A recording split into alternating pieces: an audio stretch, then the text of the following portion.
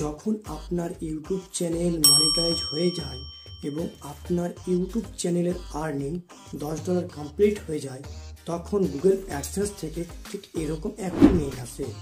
এখানে Google অ্যাডসেন্সে identity verification করতে বলা হচ্ছে।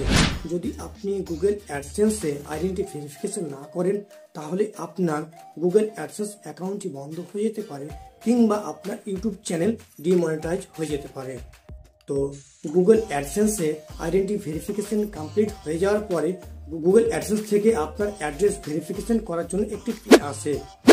তো আপনি যদি একজন নতুন ইউটিউবার হয়ে থাকেন, তাহলে আজকের এই ভিডিওটি আপনার জন্য খুবই গুরুত্বপূর্ণ, কারণ আজকের ভিডিওতে আমি দেখাবো কিভাবে আপনি গুগল অ্যাডসেন্সে আইডেন্টি ভেরিফিকেশন করবেন। তো ভিডিওটি শুরু করার আগে আপনি যদি আমার চ্যানেলে নতুন হয়ে থাকেন, তাহলে অবশ্যই আমার চ্যানেলটিকে সাবস্ক্রাইব করেন আর পাশে নোটিফিকেশন বেল আইকন রয়েছে সেটি অন করেন। তো চলুন বন্ধুরা, ভিডিওটি শুরু করা যাক। বন্ধুরা, চলে আসলাম আমি ইউটিউব চ্যানেলের ড্যাশবোর্ডে। উপরের দিকে দেখতে পাচ্ছেন ওখানে একটি ইম্পর্টেন্ট মেসেজ শো হচ্ছে, please sign in to your AdSense account to verify your identity. This is required to receive future payment and continue monetizing. অর্থাৎ এখানে গুগল অ্যাডসেন্সে সাইন ইন করে আইডেন্টি ভেরিফিকেশন করতে বলছে। তো বন্ধুরা, আমি পাশে একটি ট্যাব ওপেন করব এবং গুগল অ্যাডসেন্স ইমেল আইডি এবং পাসওয়ার্ড দিয়ে সাইন ইন করে নেব। এবার আমি অ্যাডসেন্স ফর ইউটিউবে যাব। ওখানে গিয়ে উপরের দিকে দেখতে পাচ্ছেন দুটো মেসেজ শো হচ্ছে এবং আমি নোটিফিকেশন আইকনে ক্লিক করলেও ঠিক একই রকম মেসেজ শো হচ্ছে। তো গুগল অ্যাডসেন্স আইডেন্টি ভেরিফিকেশন করার জন্য পাশে দেখতে পাচ্ছেন যে গো টু পেমেন্ট, ওইখানে ক্লিক করব।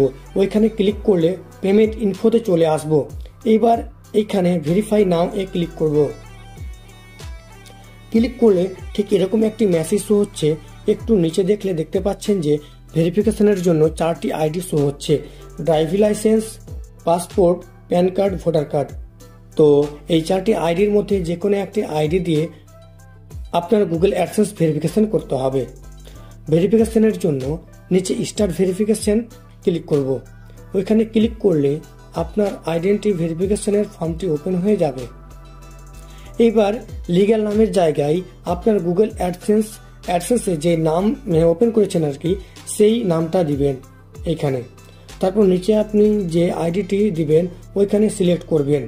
এখানে লক্ষ্য রাখতে হবে যে আপনার নামের সঙ্গে আপনি যে আইডিটা এখানে সিলেক্ট করবেন তার যেন নামের কোনো মিসম্যাচ না থাকে। আইডি সিলেক্ট করার পরে এবার নিচে সেই আইডির ফ্রন্ট এবং ব্যাক সাইড আপলোড করতে হবে। আইডিটি যখন স্ক্যান করবেন তখন স্ক্যানটা খুব ভালোভাবে করবেন যেন আবছা না হয়ে যায়। স্ক্যানের জন্য আপনারা ক্যামি স্ক্যানার ব্যবহার করতে পারেন। আইডি আপলোড হয়ে যাওয়ার পরে এবার আপনি নেক্সট অপশনে ক্লিক করবেন। এবার এখানে আপনার অ্যাড্রেসটা ফিল আপ করতে হবে। এখানে যে অ্যাড্রেস আপনি দিবেন সেই অ্যাড্রেসে গুগল অ্যাডসেন্স পিন আসবে।